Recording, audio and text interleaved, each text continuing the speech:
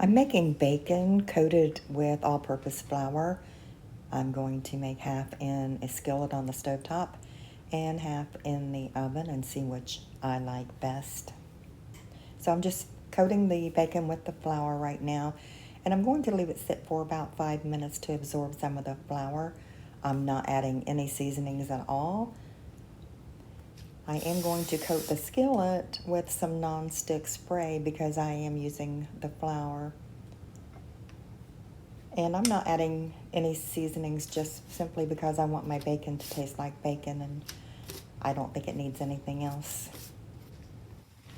On the stovetop, I fried the bacon on medium-low, and in the oven, I preheated it to 400 degrees.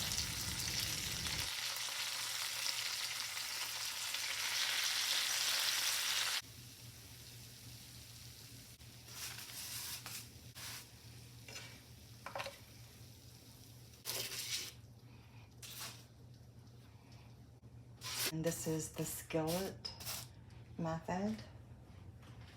This is the oven method.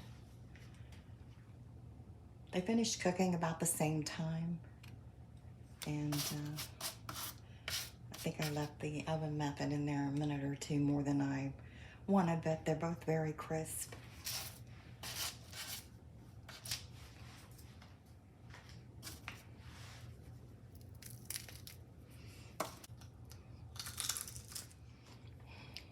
I'm going to try a bite of this.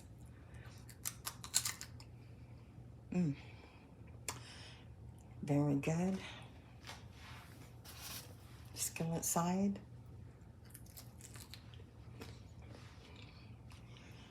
Delicious. Tastes like bacon. I don't know if coating them in flour had anything to do with it, but there didn't seem to be as much shrinkage in the bacon as there usually is. And I did use thick sliced bacon. Thanks for watching, and I'll see you next time.